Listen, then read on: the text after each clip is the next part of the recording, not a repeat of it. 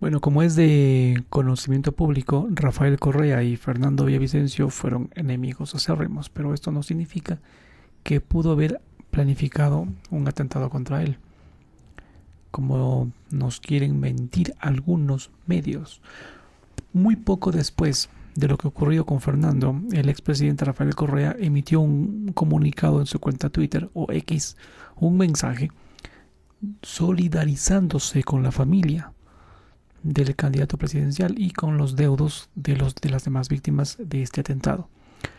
Los que pretenden sembrar aún más este odio con esta nueva tragedia que está ocurriendo en el país, ojalá entienda la gente que aquello tan solo nos está destruyendo.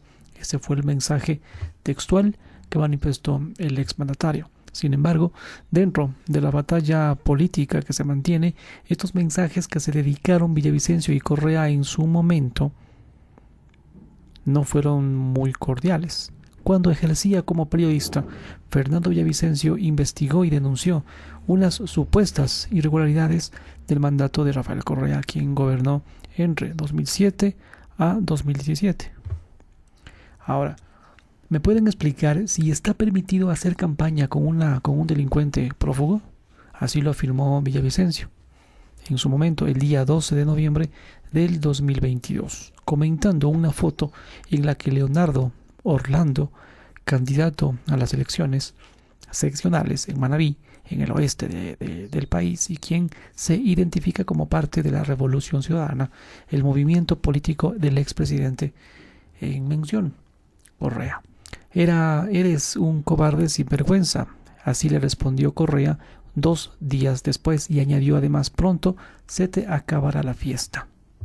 Ese fue el mensaje emitido. Correa reside en Bélgica desde el 2017 y tiene pendiente su extradición después de haber sido sentenciado en 2020 a 8 años de prisión por cargos de cohecho agravado en el caso Sobornos 2012-2016 dentro de la trama Odebrecht.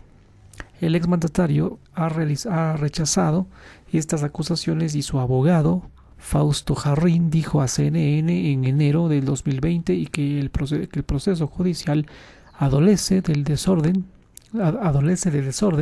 y de carencia de evidencia concreta en contra de Correa. Correa llamó también delincuente y prófugo a Villavicencio, quien tuvo que salir del Ecuador luego de ser sentenciado en firme en 2014. Esto fue a 18 meses de cárcel por difamación hacia el propio Correa. La Comisión Interamericana de Derechos Humanos, IDH, solicitó más tarde la suspensión de esta condena.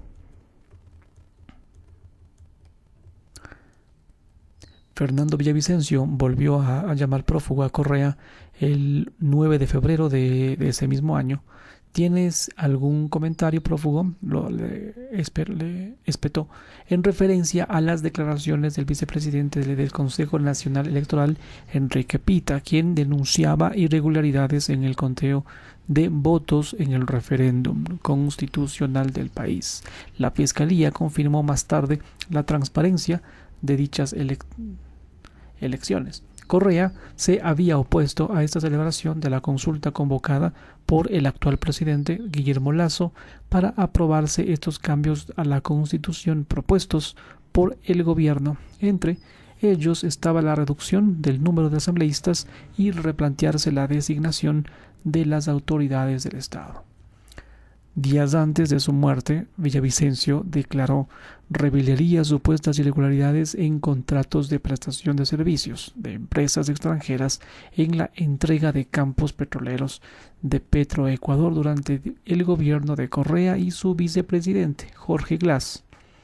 El 8 de agosto presentó esta denuncia ante la Fiscalía por un presunto delito de peculado y además asociación ilícita en relación con estas irregularidades.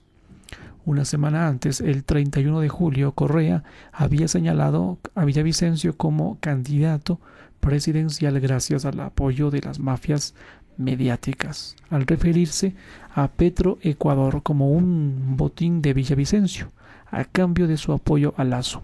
Jorge Glass, quien cumplía 2 años de sentencia por corrupción, no se ha referido a estos señalamientos en su momento. El atentado ocurrió 11 días antes de la primera vuelta electoral, en una campaña en la que las encuestas de opinión mostraban a Villavicencio segundo en la intención de voto, detrás de Luisa González.